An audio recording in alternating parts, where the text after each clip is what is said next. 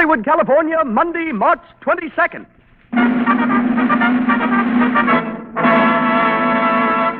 The Lux Radio Theater presents Fredric March and Florence Eldridge in Death Takes a Holiday with Kay Johnson, Arthur Byron, and Gene Lockhart.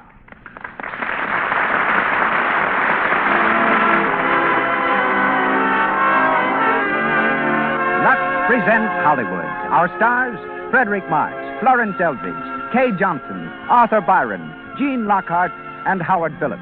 Our producer, Cecil B. DeMille. Our guests, the celebrated screenwriter and adapter of Death Takes a Holiday, Mr. Walter Ferris, and the famous star of silent pictures, Miss Blanche Sweet. Our conductor, Louis Silvers. So do the makers of Lux Toilet Soap welcome you to another hour in Hollywood and to the 125th production of the Lux Radio Theater.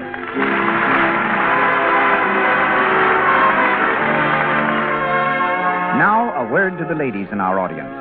If there's a man in the room with you now, your husband, your brother, your sweetheart, what is he thinking about your complexion? Is it so smooth, so fresh and clear that he's bound to be admiring? If you're not quite sure, better begin today to use Lux Toilet Soap, the soap with active lather. And be sure you're removing cosmetics thoroughly, too.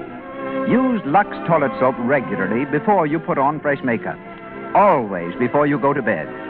Women everywhere find this simple care guards against unattractive cosmetic skin, dullness, tiny blemishes, enlarged pores. Remember, too, that right now in Hollywood, actually 9 out of 10 screen stars use Lux Toilet Soap. And now, our distinguished producer. Ladies and gentlemen, Mr. Cecil B. DeMille.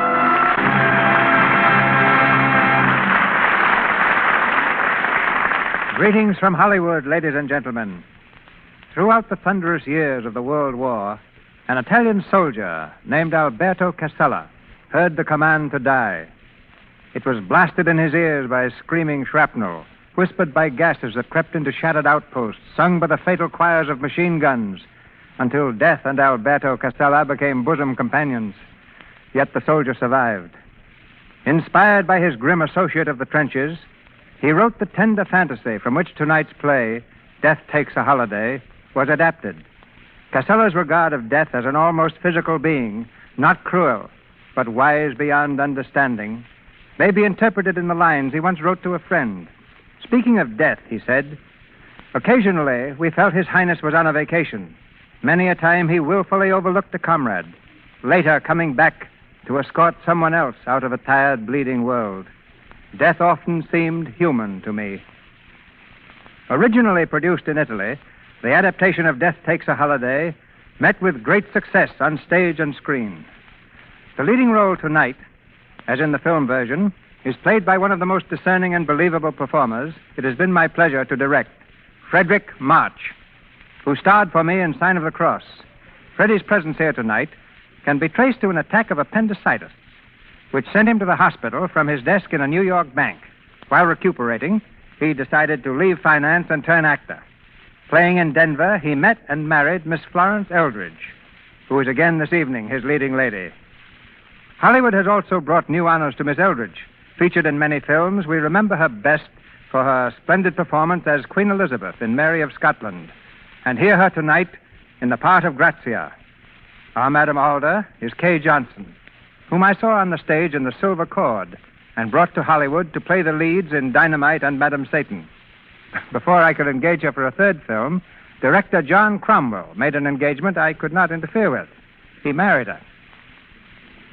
Arthur Byron, recently on the stage with Katharine Hepburn, with Catherine Cornell in St. Joan, and with John Gielgud in Hamlet, is heard tonight as Duke Lambert, Gene Lockhart as the Baron, and Howard Phillips as Corrado. Behind the wings of the stage, our stars have left their dressing rooms. The call boy is shouting curtain time, and the Lux Radio Theater presents Fredric March and Florence Eldridge in the romantic fantasy Death Takes a Holiday, featuring Kay Johnson and Arthur Byron.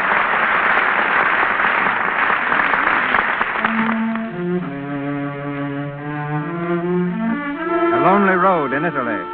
A full round moon hangs low in the sky, bathing the countryside in ghostly radiance. An automobile purrs softly through the night, making its way toward the old castle of Duke Lambert. At the wheel is the Duke's son, Corrado, and beside him, Grazia San Luca, a lovely young girl who seems lost in a dream as she surrenders to the beauty of the night.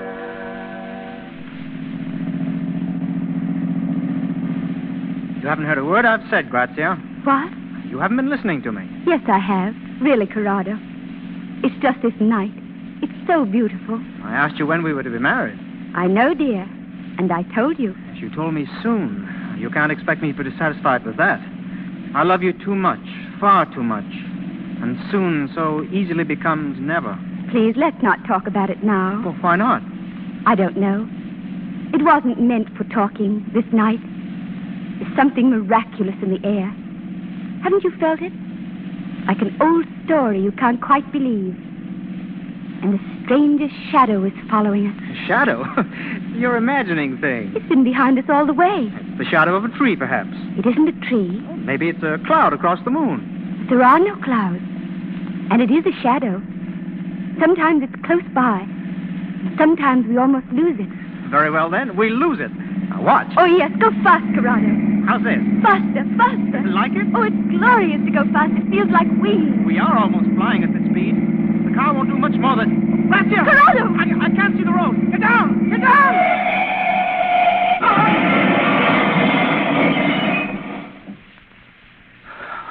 Grazia. Grazia. Here, Corrado. Are you all right, darling? Yes. Yes. Oh, thank God. I haven't a scratch. You, Corrado? No, nothing, at least. No, not even a mark. Why, it's a wonder we weren't both killed. Why, it's a miracle, Grazia. Look at that car. I said there was something strange in the air. Something miraculous. Grazia, that shadow you saw. I saw it, too, just before we crashed. It seemed to envelop the whole car. I couldn't even see the road. Strange. Then I wasn't imagining things. No. What was it? What could it have been? We'd better get on to the house. Father will be waiting for us. Here, give me your hand, darling, and stay close to me.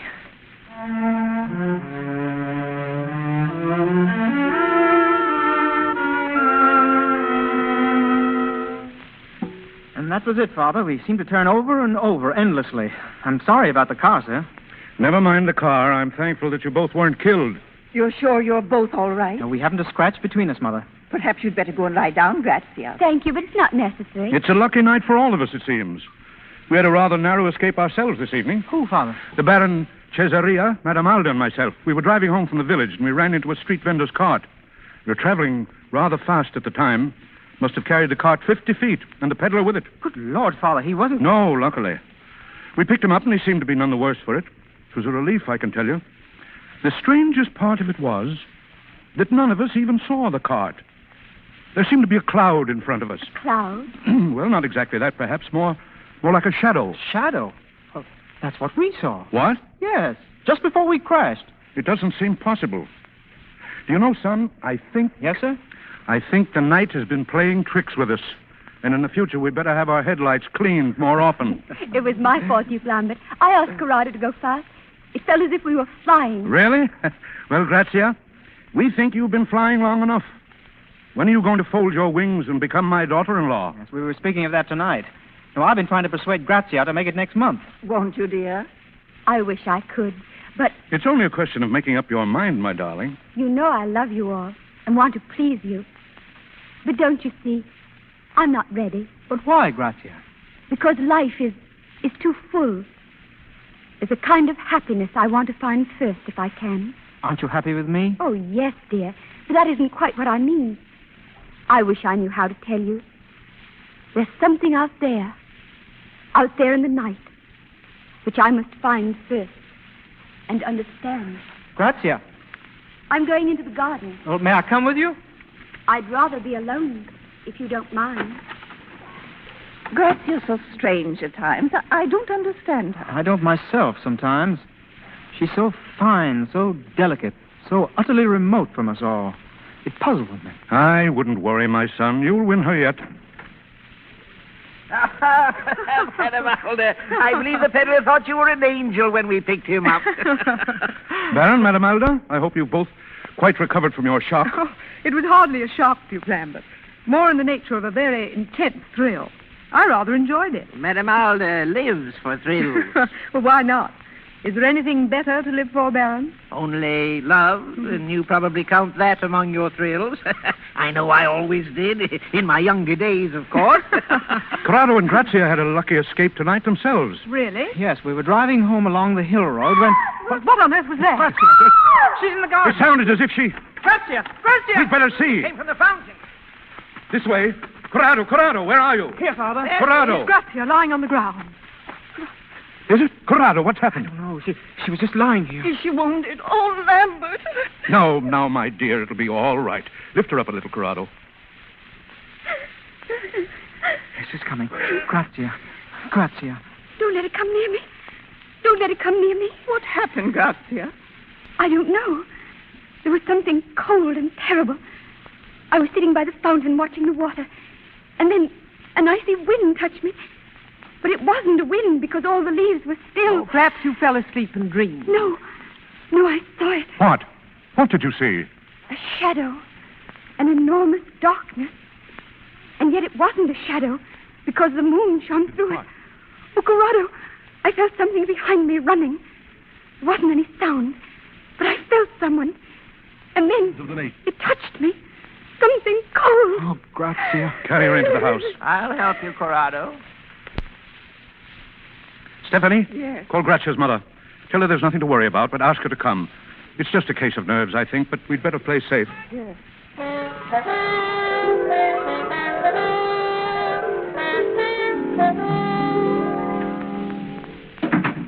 Fedele, have you searched the grounds? Thoroughly, Your Excellency. But we found nothing. Not even a footprint, sir. Well, there must have been something. I'll have a look myself. Duke Lambert. My revolver is in the desk drawer, Fedele. Give it to me, please. Yes, Your Excellency. Here, sir. Don't tell my wife I've gone out. Don't tell anyone. Very good, sir.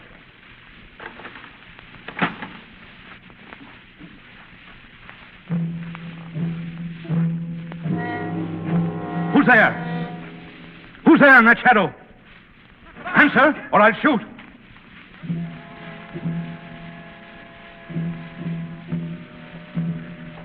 It will be quite useless against me. Stand back. You see? Who are you? What are you doing here? Shall I show you my face? Look, my friend. Good God! Who are you? I am not of your world. I am... How shall I describe it? A sort of vagabond of space. I am... Or I was, until I came into this garden. Death. Death! But please be reassured. I am not on my usual mission tonight. I have already stood beside one of your number tonight without harm. That lovely young girl in the garden. Then it was you. Yes. And on the road, I was there too, and no one was harmed. Does that reassure you that I have no fatal intention? But why did you come here, if not on your usual mission? Why? That may be rather difficult to explain. However, I am about to take a holiday. I shall take only 3 days, and after that I must go back. But why? Why do you do this? For a number of reasons. For one thing, to discover why men fear me as they do. Don't you know? How should I know? What could terror mean to me who have nothing to fear? Can you conceive how weary I am of always being misunderstood? Can you conceive how lonely I am when there is nothing that does not shun me? What is it you are seeking? There must be something here on earth to be known and felt. Something desirable that makes men fear me and cling to their life. I must know what it is. Will you accept me for these 3 days? As a guest? As a guest? Don't be alarmed. As a mortal, of course.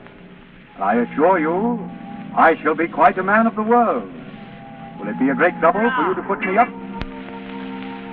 Well? Oh, no, not at all. No, I have a suite of rooms prepared for an old friend who is expected. Prince Serki. Indeed. Prince Serki of Vitalba Alexandri? Yes. Prince Serki will not come to see you. Not in this life. I don't understand. I saw him early this morning. Then he's dead. Yes. I did not know, of course, that he was a friend of yours. Poor Serki. Tell me, was the prince known to your family and your guests? No. Excellent. I shall be Prince Serki of Vitalba Alexandri for these 3 days. What? Oh, please understand that my presence in your house will not be a menace, but a protection. Thank you. But there is one condition on which I shall insist. Yes? I am to be Prince Serki and no other. When I leave you now and return later in his person, I shall be mortal. And I must be treated as a mortal in every particular. No one under this roof must show repulsion or fear on pain of my instant displeasure. I don't understand. No. Let me put it this way. If my secret is divulged, I shall leave instantly as Serki and return in my proper person. Do I make myself clear this time? I understand. Your Highness.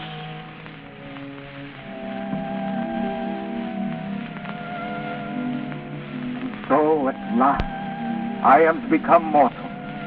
Change my whole person so none will fear me. I shall feel blood in my veins, the warm blood of life. I shall know what you know and feel what you feel. My hunger shall be appeased for an hour. My hunger that is as old as time. And those that I love need not be afraid. Not afraid. I am beside myself. My holiday is just caprice, a mad joke I play with life. But what a monstrous, what a sublime joke. And you, my friend, will be distinguished among hosts. For none has entertained death before and lived.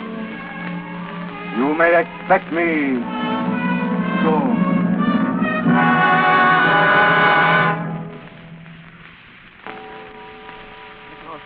I've never found anything like it.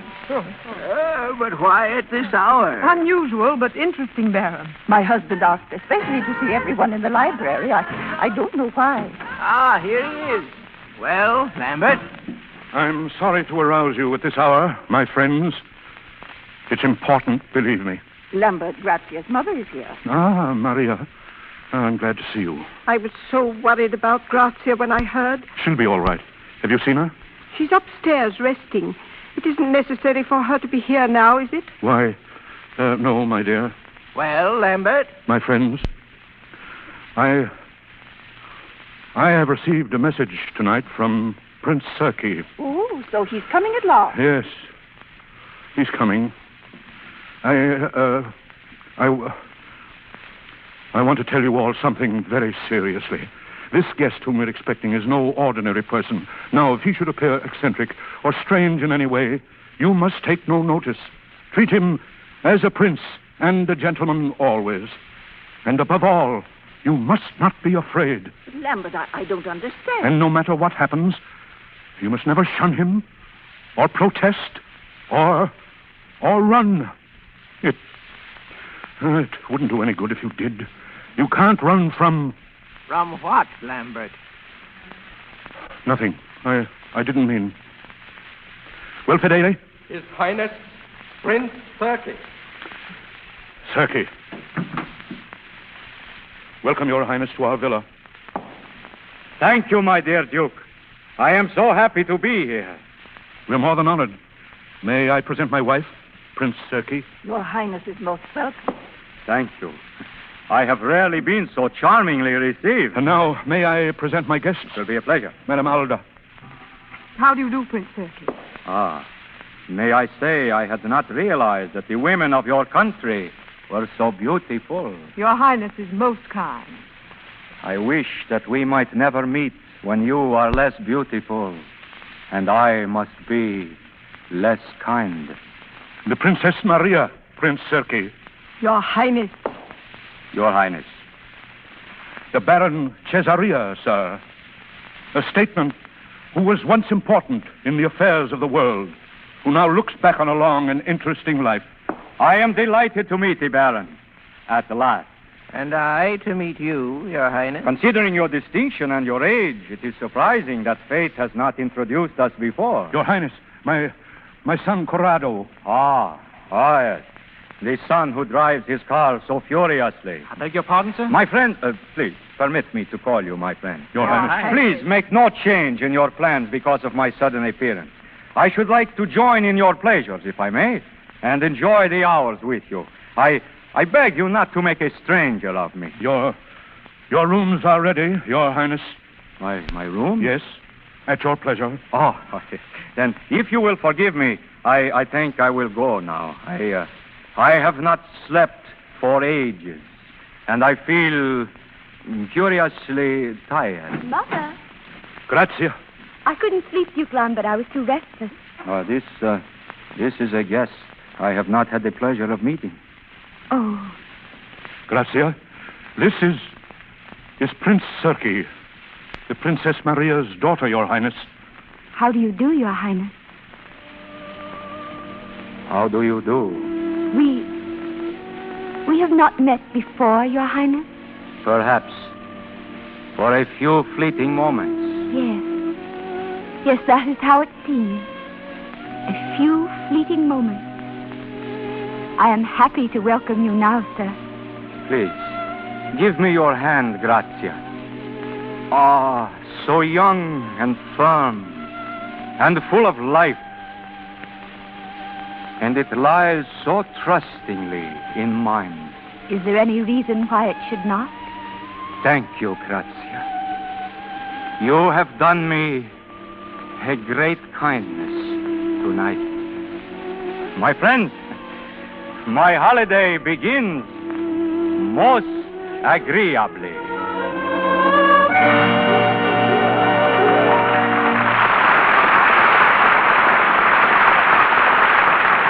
Before we go on with the Lux Radio Theater presentation of Death Takes a Holiday, starring Fredric March and Florence Eldridge, we're going to let you in on a Hollywood beauty secret. We're going over on La Brea Avenue to a little stucco house where happy Mrs. Thomas F. has been chatting with her friend Ethel over tea. Ethel has suddenly looked at her watch. Marion, I had no idea it was so late. It's 6:15.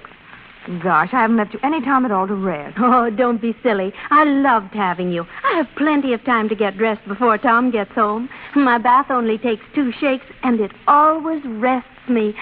I'll feel like a million. And Tom will think you look it, too. We always talk about the way you keep Tom so adoring. Well, so long, Marion. So long, dear. Call me if you're home tonight. Marion keeps Tom in love with her because she knows this secret. One thing a man adores in any woman is skin that's sweet. That's why Marion is devoted to Hollywood's beauty bath. Lux Toilet Soap's active lather removes perspiration, every last trace of dust and dirt from the pores. Its delicate, expensive fragrance lingers. After her Lux Toilet Soap beauty bath, Tom's sure to greet his wife like this. Hello, darling. How's my girl? Gee, you look so swell. I think I ought to take you out. How about it? We could go anywhere, and I wouldn't find another girl that's half as sweet. Why don't you protect daintiness? Keep romance the Lux Toilet Soap way.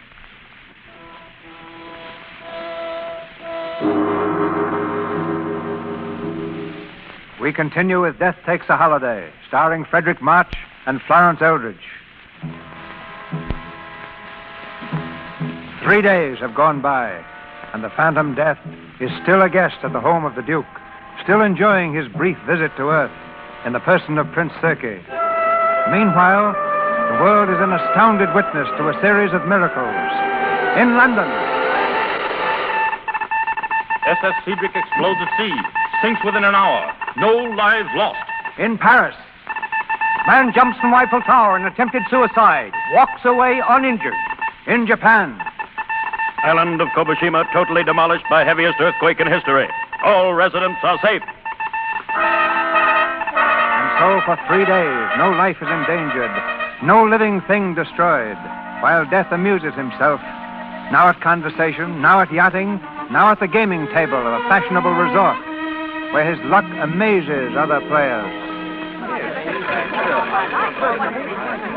It's unbelievable. He doubled 7 times on the 6th. If he's right once more, you'll own the casino. You mustn't double again, Your Highness. No, Baron. Should I not? You'll lose all you've won. Madame Alda, shall I or shall I not? Yes, play it. I think the world is all yours to do with as you choose. Your Highness? Yes, croupier? I'm very sorry, but it's against the rules of the house to double a game. Oh, but look here, you make it necessary for me to take a great deal of this metal away with me. I'm sorry, Your Highness. Very well, but I have no use for it. Here. You divide it, please, among those who need it. Baron, shall we go out on the balcony? Delighted. A magnificent gesture, Your Highness. Magnificent. You make life exciting again. I felt 20 years younger ever since you arrived. You know, Baron, out here is the night, crowded with beauty. And all of you herd inside in smoky rooms, feverish over little games. Why? Why? One comes here to gamble, and one gambles to win. It seems to me that men have not begun to discover the magnificence of this life. Will you tell me what in the world you're looking for, Prince Sirke? I came here looking for a game to play. A game worth playing. I have been among you almost 3 days, and what you do with yourselves still seems to me so very futile and empty. There are only 3 games: money, love, and war. Have you tried war? Plenty of it. I could never make out what it was they were fighting about. It's usually a flag, isn't it? Or a barren piece of ground that neither side wants. Well, I suppose they fight to make themselves heroic for someone they love. Oh, so it all comes down to one game. One game, that's what it comes to. One never grows tired of love. Shall I tell you something, Baron? This last great game of yours, this of which you never tire, seems to me to be the strangest, the saddest, the emptiest of all. Can it be that you're inexperienced in such matters? Entirely. You don't know what you've missed. One pair of lips will change your mind for you someday. It depends upon the subject. Madame Alda's, for instance. Madame Alda? She's quite taken with you, you know. Thinks you're fascinating. You might try your game of love in that quarter, Your Highness. Yes. You don't seem very interested. You were thinking of another, perhaps? Perhaps. Who, Your Highness? It is growing late, Baron. I think we'll go back now.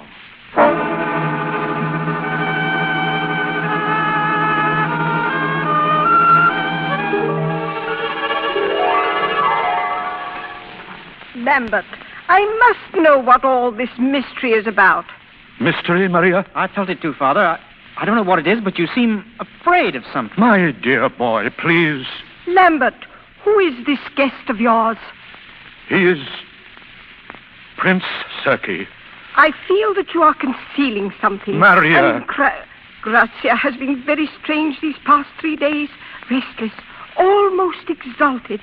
I think she is attracted to this man. I've seen it, too. And Madame Alda. No, they couldn't be. Why? I mean, nothing could come of it. He wouldn't encourage them. And Maria, it's his last evening. He goes at midnight. Why at midnight? That's his natural... that is... Oh, it's a whim of his. Just a whim, nothing more. Your Excellency. Yes, Fedele? You asked to be informed as soon as Prince Sirke returned from the casino. Oh, yes. He's in the library, Your Excellency. Very well. You'll excuse me, Maria? Of course. Thank you.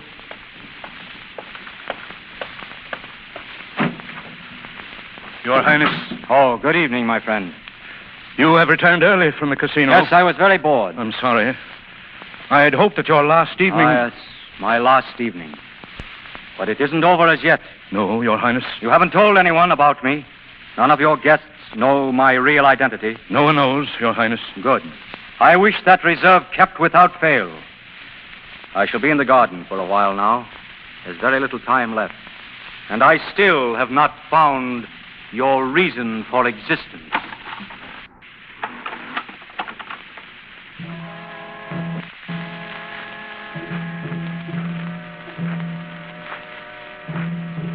Good evening, Your Highness. Madame Alda, good evening. You're all by yourself? Yes. I felt that you would be out here. I've been waiting for you. Many people do, but none quite so cheerfully. Aren't you afraid? Of you? Well, perhaps I am a little. But my interest is far greater than my fear. Oh, I am glad. But if you knew...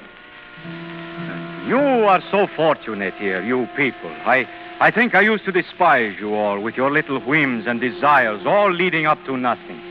And now, there is nothing I want so much as to share them. I've so often thought all that of myself. Oh, but my dear Alda, you can have whatever dreams you wish. But suppose you had been set down for a few hours or a few days among the inhabitants of the moon, and that was all the life that you could have forever. And you knew no one there. And no one dared to know you. Do you really feel that? Yes. I am not one of you. Then I wish that you were. You do? I've waited for someone like you. Even though I am not what I seem? Oh, but you are. No. I am a fear, a shadow, a wandering thing. Isn't there a story among your legends of a merman who came asking a woman to love him so that he might have a soul? Well, if there is, I'm sure she'd give him what he asked. I think she'd give up her own soul gladly. If she were in love?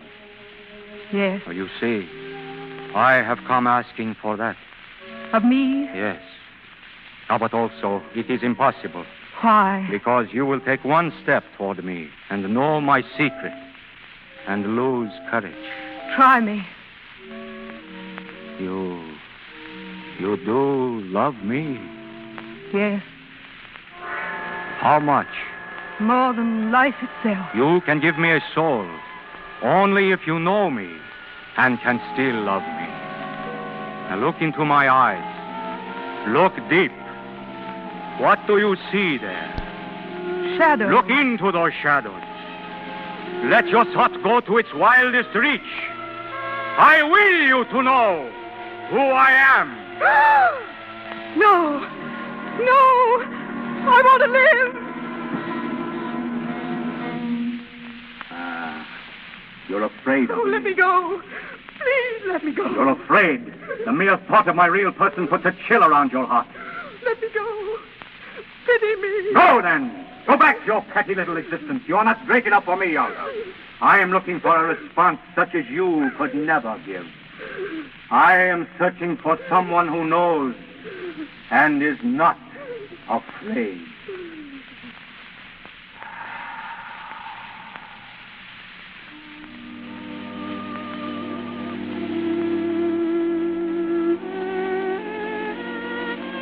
Such a lovely night, Your Highness.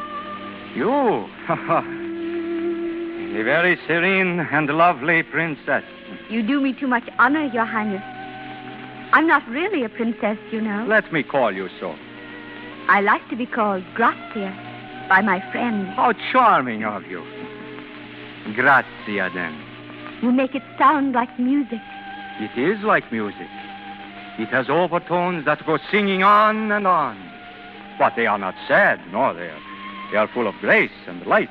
Oh, when you speak like that, I hear music, too. Great sweeping chords. I could say so much more. Your Highness is being very kind tonight. I wonder if I am being kind. Perhaps I should have said gracious. No, not gracious either. I have discovered that even the mightiest must sue for certain favors. I should think Your Highness would never need to sue. On the contrary, I am feeling strangely humble for the first time in my life. And I am feeling strangely thrilled and proud. Grazia. Yes, Duke Lambert?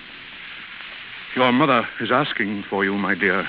Thank you, Your Highness. Until later, Grazia? Until later, Your Highness. Your Highness.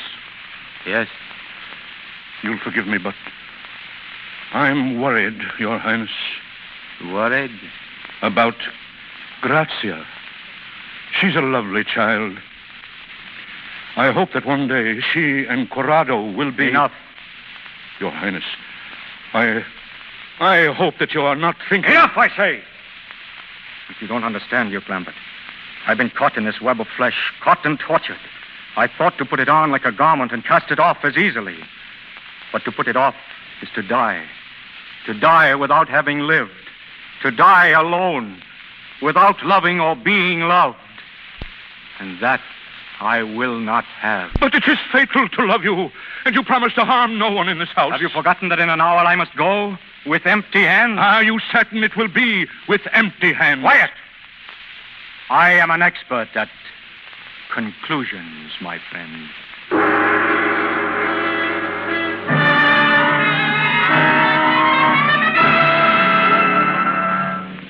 Grazia!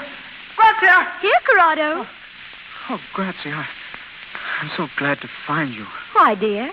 You should be in the house, not walking out here alone. Grazia, will you do me a great favor? Of course. May I stay very close to you this evening? Why? Because I love you, and I'm afraid. But there's nothing to be afraid of. Grazia, why are you so strange? I seem to be waiting for something. Let me stay with you. It's not you that I'm waiting for, Corrado. Grazia, you're so far away. Please come back to me. There's some awful danger. I know it. Oh, no, not danger. Happiness. Something I've been waiting for so long. Grazia. Please don't be unhappy, Corrado. I love you. In some way I can't make clear. If I didn't feel so far away, I should be in your arms crying and holding you close to me. I want to do that. But somehow, I think I never shall. Oh, you're trembling. I'm only a little cold. Will you get my cloak from the hall?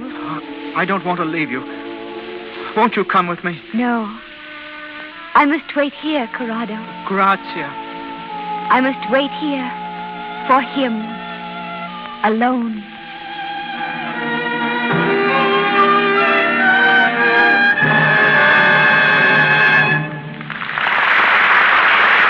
We pause for station identification. This is the Columbia Broadcasting System. And this is KNX, the Columbia Station, Los Angeles. We call an intermission in our presentation of Death Takes a Holiday, starring Fredric March and Florence Eldridge, to introduce the dramatist who brought this play to American audiences. Formerly instructor in English at Yale University, Walter Ferris is now one of the screen's most valued writers.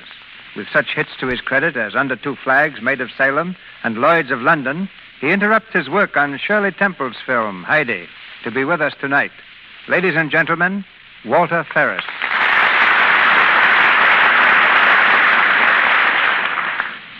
Thank you, Mr. DeMille. There are no doubt people in our audience who think me morbid for having dealt with this subject, but my intention was anything but morbid. Mr. Casella's brilliant and compelling conception of death on a holiday suggested all sorts of fascinating ideas to me. One was this. I thought if I were to treat death as a fellow who couldn't understand why people were afraid of him, since his job was only to escort them from one world to another, that those who saw the play might cheer up a little. I thought they might go out of the theater stepping a few inches higher than when they came in, which was what Mr. DeMille and David Belasco achieved with their fantasy on death, The Return of Peter Grimm. That, to my mind, is what every play or motion picture should make an audience do, step a little higher, whether the theme is comedy or tragedy. The adaptation of Mr. Casella's play must have been a very difficult task. It was. Adrienne Morrison, the mother of Joan and Constance Bennett, asked me to do it. At first I refused, but then the theme haunted me so that I finally accepted and spent nearly 2 years in writing the play you are presenting tonight. And 4 actresses found their way to fame through the part of Grazia: Rose Hobart, Helen Vinson, Margaret Sullivan, and Katharine Hepburn. But how did you happen to turn playwright? By playing hide-and-seek with death myself, really. Like Mr. March, I found myself in a hospital with lots of time to think things over. Freddie got better and became an actor, I became an author. You're both getting better all the time. Certainly, Mr. March has recovered splendidly, but I sometimes have doubts about myself. We've been very lucky in the stars we've had in the part of Death. First, Philip Merville on the stage, then Fredric March on the screen. And now on the radio, we have Mr. March and his distinguished wife playing together. And before saying goodbye, I should like to express an author's gratitude to the Lux Radio Theatre for the very intelligent fashion in which it uses his material. It's been a pleasure to be here and see how you present a program in behalf of a product which we use every day, both at home and at 20th Century Fox Studios. Lux Toilet Soap. Thank you. It's been a pleasure, Mr. Ferris, to have you with us.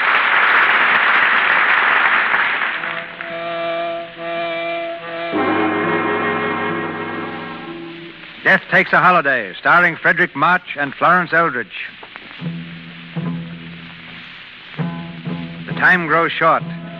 Death's holiday on Earth is almost over, and soon Prince Circe must again take up the black cloak of his real existence. In the garden, Grazia and His Highness sit hand in hand, gazing deep into each other's eyes. You kept your promise, Grazia. You came to meet me. Didn't you know that I would? Yes, I felt it deep within me. It is strange. We seem to understand each other so. We hardly need to speak, do we? Thoughts are so much clearer than words. Ah. Then perhaps you can tell me what I've been doing here. I think I can, almost. Tell me. I think you've been holding life in your hands, as I do sometimes. I think you've been a little afraid of its beauty. You do know. You wonderful, exquisite child. Something new has been born in me. And at last, I know the meaning of this life men lead here. I know for the first time, men bear a dream within them. A dream that lifts them above their petty lives. And that dream is love. You have brought this to me, Grazia. You have shown me a new world.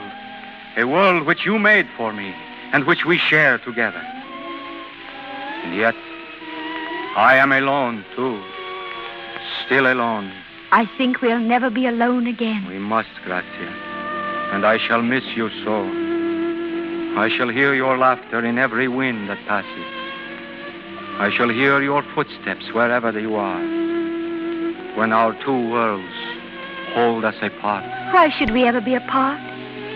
What is this that will happen? Who are you? Prince Circe. I don't mean that. You seem to come from a distant place. You're like the mystery that's just beyond sight and sound. Always just beyond my reach. Something that draws and frightens me. Oh, Grazia, please, do not be afraid of me. I am Circe who loves you more than any man could love you. I am Circe who needs your warmth and your beauty more than any man could need them. Listen to me, Grazia. I am a great power, and I am humble before you. And tonight, I must go back to my distant kingdom. Will you take me with you? Take you? I should be unhappy alone. Take you? Oh, no, not. Do not tempt me. Oh, but Grazia, please. Give me 1 hour with you. Let me hold you close to me. For you are the meaning of beauty that I must know. Let me hold you in my arms, Grazia, and know that I have lived. Oh, my love. My love. What is that? Only the chimes of the hall clock. It's striking the 3/4 hour. 3/4 hour? Oh, then soon it will be midnight. Midnight. I tell you, Father, she's slipping away from me, away from all of us. Corrado, please. Maria. She's out there in the garden with him now. He has some strange power over her. We must save her from him. We can do nothing. Stand there and say that. We must do something. We can go out there together and take him by the throat. If we could, should I be standing here? Grazia is in no danger. There is nothing to be alarmed about. But you're alarmed, Lambert. Yes, Father, you're terrified. I must know why. Lambert, let me go to her. No, wait. Then I'll go. No, I forbid you to move. Then tell me why I can't go. Give me your reason, or by heaven, I'll kill that man. You can't kill him, but he can kill us. If he but points out his hand, all of us... Who is this prince? You don't know what you're asking. I don't care. I only know that Grazia's in danger. Very well. I'll tell you. He said if I reveal his secret, he will leave instantly as Serki and return as... Steel yourselves if you are to hear it. He is not Prince Serki. He is the one who waits, the one whom all men dread.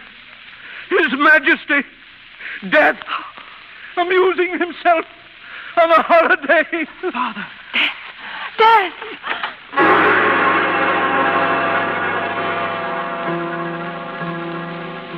So, my friend, you have broken your promise. Yes, I was desperate, sir. It's my son's life against my promise. I had no choice. I am not used to these distinctions. I thought we should part as friends with kindly remembrances. But now my shadow has come between us. Not already. No, I am immortal still for a few minutes.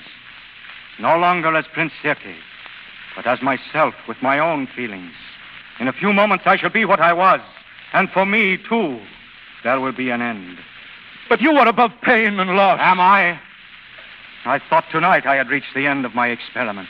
I had found love. But it was not the end. Beyond that, I have found the pain of losing love. If I must lose it. But it must be lost to you. Why? Because you are... Death! My dear Duke, thank you for defining the problem. Your Highness, won't you give her back to me? It's your pain against mine. Why should I deny myself because of your childish fear? You know nothing of the meaning of death. I tell you there is no death, only a life beyond. A richer, simpler life than yours, and infinitely more kind. But she is so young to die. Go with me now in love would be triumph, not death, as it is known to you. Oh, in God's name, Give please. her back to me. Give her back to me. One lover must always lose, Collado. But not like this. Not with death. There are wolves between us, and I cannot reach your minds. Why do men fear my coming? Death. Death is but a word that you've been taught to fear, a symbol of the unknown. And because of that word, you keep her from me. I would only lead her through the gateway to the life that lies beyond. Your Highness, we are not answered. Are we to keep Grazia? Is she yours even now? But she doesn't know who you are. Now, if she knew, what would she choose? Yes, you're right. Even Grazia was born to fear the face of death. She would die with me now as Serki. But as death, I cannot tell her. You gave me your word. You think me bound by that? I do. An honorable man would be bound. Because I assumed your flesh, must I assume your weakness? Then pity our weakness. I've seen pity struggling in you. We beg the life of Grazia. I bound myself to life, and with it to the petty rules by which it is lived. And now I must bow to it. What a monstrous comedy. Where is he going? To fetch Grazia. Oh, what will he do? What will he do? We must wait, Maria.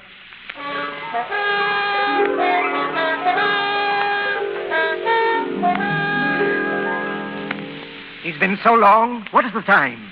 4 minutes to the hour. 4 minutes. Shh, Maria. Your Highness. She is coming in. You'll give her back to us? No. It is for her to choose. Your Highness. Oh, come here, Grazia. Oh, Grazia, darling, I've been so frightened. Grazia, don't run away like that again. Not in the night. But I was quite safe with Prince Serki, Mother. I love to be with him. I must stay with him always. Grazia. He's kind, Mother, and more tender than anyone I've ever known. Even more tender than you. Don't, Grazia, you don't know what you're saying. Why are you all so strange? Why are you suffering so? I've found my love.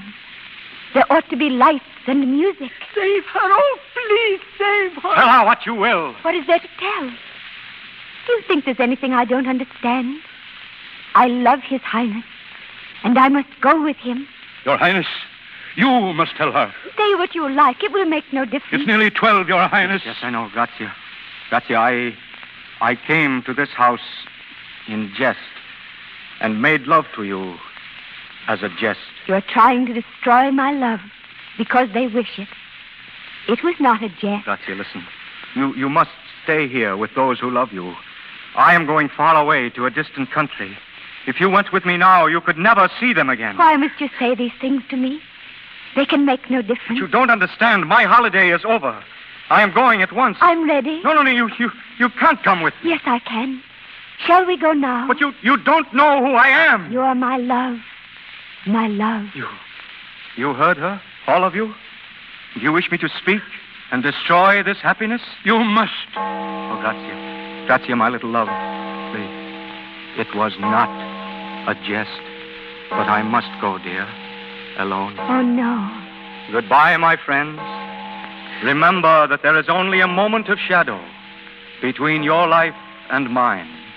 And when I call, come bravely through that shadow, and you will find me only your familiar friend.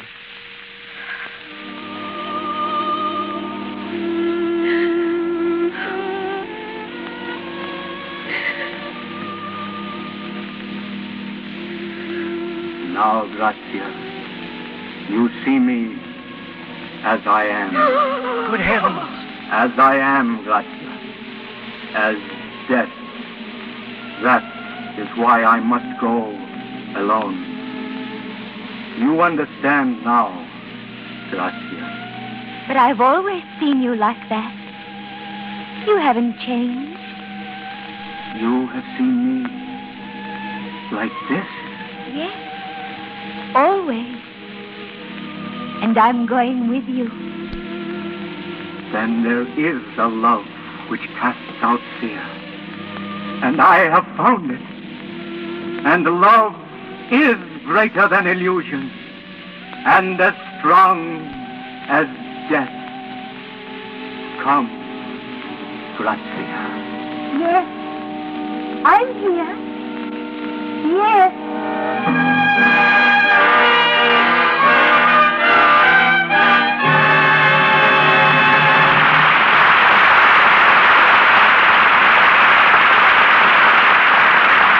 Holiday is over, and with it our play.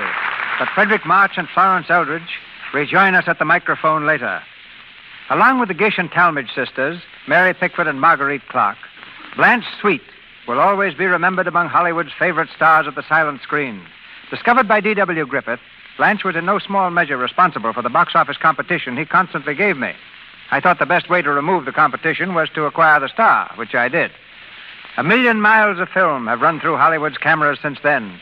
But as I welcome her tonight, I see the same charming Blanche with the lovely blue eyes who brought to silent pictures the eloquence of a great performer. Ladies and gentlemen, Miss Blanche Sweet.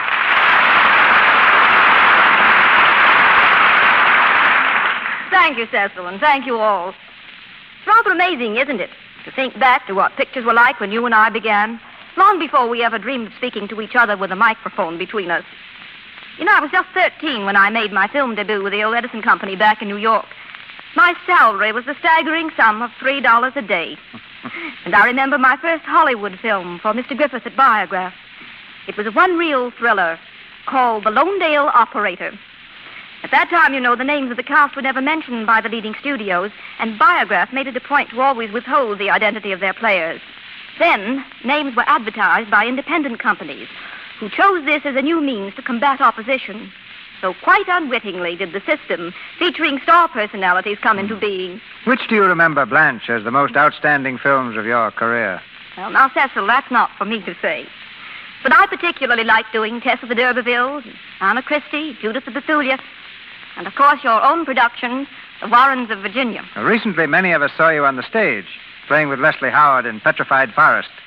After your success in that, have you any thought of returning to pictures? Well, I'm due back in New York this spring for a play. I leave next month and expect to go into rehearsal soon after. I'll miss listening to your program, Cecil, when I'm in the theater. But I assure you, I don't have to be reminded to keep on using Lux toilet soap. Mm-hmm. I hope I'm not a fussy individual, but I am particular about what I use for my complexion. I've used Lux toilet soap for many years, and I'm glad to have this opportunity of saying what a marvelous beauty care it is. Now, thank you again. Goodbye. Sweet, isn't she? Patience, as Disraeli once remarked, is a necessary ingredient of genius. And in calling back our leading man to the microphone with Miss Eldridge, I call back the most patient man I know. Forward, March. Ladies and gentlemen, Mr. and Mrs. Fredric March. Thank you.